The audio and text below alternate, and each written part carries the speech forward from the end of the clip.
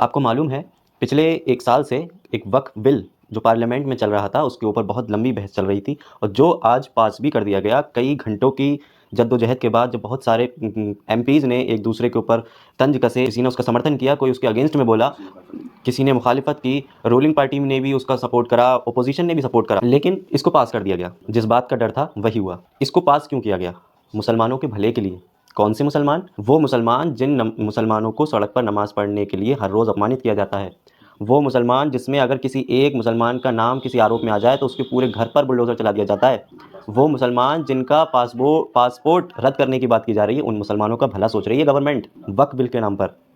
आप ये बात सच है लेकिन हज़म करने लायक नहीं। इसको समझें, वक्फ बिल है क्या? लोगों को इस बात का भरोसा था कि बिहार के सीएम नीतीश कुमार और आंध्र प्रदेश के सीएम चंद्रबाबू नायडू इसका विरोध करेंगे, लेकिन उन्होंने इस चीज़ का समर्थन किया। इसी वजह से इस बिल को और ज़्यादा पावर मिल गई और ज़्यादा सपोर्ट मिल गया, जिस वजह से ये बिल पास हो गया। अगर ये दोनों ही लोग अगर इसका विरोध कर देते तो ये बिल कभी पास नहीं होता।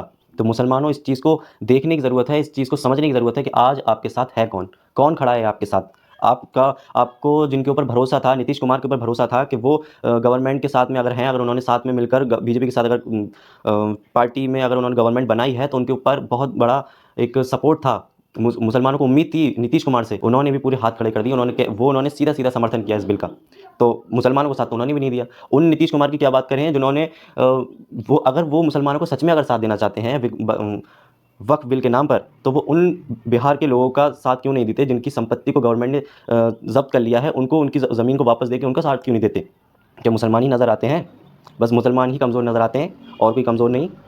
मुसलमान हैं कमज़ोर, मान लिया, लेकिन जिन लोगों की प्रॉपर्टी को गवर्नमेंट ने ज़ब्त कर लिया था, तो वो ज़मीन को वापस क्यों नहीं देते नीतीश कुमार? बात करें अगर चंद्रबाबू नायडू की, तो उन्होंने भी इस बिल का सपोर्ट किया। क्या वो ज़मीन नहीं जिस ज़मीन पर चीन ने आंध्र प्रदेश की ज़मीन पर अपने गाँव बसा रखे हैं, उस ज़मीन के ऊपर गवर्नमेंट क्यों नहीं सोचती? भ्रष्टाचार के नाम पर नोटबंदी की गई, लेकिन भ्रष्टाचार तो ख़त्म नहीं हुआ। नोटबंदी के नाम पर कहा था गरीबी खत्म होगी, वो गरीबी खत्म नहीं हुई। जब भी मामला ज़मीन पर हो उस पर चर्चा करना चाहिए, सवाल करना चाहिए। सवाल ये करना चाहिए कि वक्फ बिल है क्या? उसको समझना ज़रूरी है। सिर्फ मुसलमानों के नहीं, सबको ये जानना, ये समझना ज़रूरी है कि वक्फ बिल है क्या? वक्फ बिल का मतलब होता है सदका करना। अल्लाह के नाम पर सदका करना, कोई गिफ्ट देना, चाहे वो ज़मीन हो, चाहे वो खेत हो, कोई बिल्डिंग हो, मुसाफिर खाना हो, कोई गाड़ी हो ट्रांसपोर्ट के लिए, किसी भी तरह की कोई मदद, उसको वक्फ कहते हैं।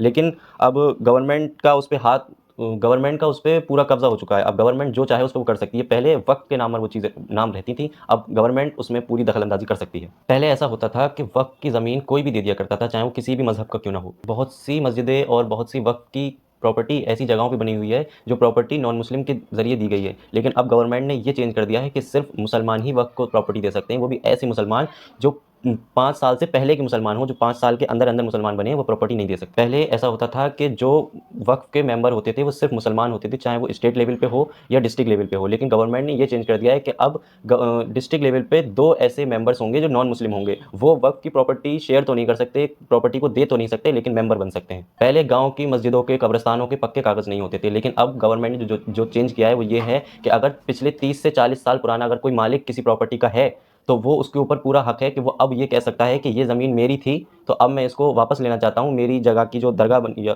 मेरी जगह पे जो ईदगाह बनी हुई है या मस्जिद बनी हुई है, कब्रिस्तान बने हुए हैं, वो मुझे वापस चाहिए। तो ये गवर्नमेंट ने चेंज किया है कि अगर 30-40 साल पुराना कोई उसका मालिक था, लेकिन उसके पक्के कागज़ नहीं बनवाए गए थे, तो वो अब उसके ऊपर उसके पास पूरा हक है कि वो उस ज़मीन को वापस ले सकता है। 6 महीने के अंदर अगर इसके पक्के कागज़ नहीं बनवाए गए हैं और अगर 6 महीने के अंदर पूरी प्रॉपर्टी की जो पेपर वर्क है अगर वो कंप्लीट नहीं कराया गया, तो डिस्ट्रिक्ट मजिस्ट्रेट जो है वो उस प्रॉपर्टी को गवर्नमेंट के नाम कर सकता है या अपनी मर्ज़ी से किसी भी नाम में कर सकता है। नगर निगम के भी नाम कर सकता है, गवर्नमेंट के नाम कर सकता है। वो जो चाहे उस पे डिस्ट्रिक्ट मजिस्ट्रेट का पूरा हक होगा। ये चीज़ मुसलमानों के लिए नुकसान की है, लेकिन क्या कर सकते हैं। लेकिन जो करना चाहिए था, बिल से पहले करना चाहिए था। अब देखने की ये ज़रूरत है, आपको ये सोचने समझने की ज़रूरत है कि आपके साथ है कौन, आपके साथ कौन खड़ा है, आपका कौन सपोर्ट कर रहा है, किसने वक्फ बिल का सपोर्ट किया, किसने इसका रिजेक्शन किया, कौन इसके साथ में था, कौन इसके समर्थन में था, कौन इसके अगेंस्ट में था। ये आपको देखें और पहचानें कि कौन मुसलमानों के साथ है, जिनको आप अपना अज़ीज़, अपना नेता समझकर, अपना एक ये समझकर वोट देते हैं कि हमारा भला करेगा, मुसलमानों का भला करेगा। आप उनको पहचानें कि आपका भला उन्होंने किया या नहीं किया। साफ पता चल रहा है कि वक्फ की संपत्ति पर किस तरीके से नज़र गड़ाई जा रही है। लेकिन अब गरीबी दूर करने के नाम पर वक्फ की प्रॉपर्टी को या मुसलमानों की प्रॉपर्टी को किस तरीके से उसके ऊपर नज़र गड़ाई जा रही है, कोई बताने वाली बात नहीं है। ये आपको समझने वाली बात है। आप पहचानें, देखें आपके साथ कौन है।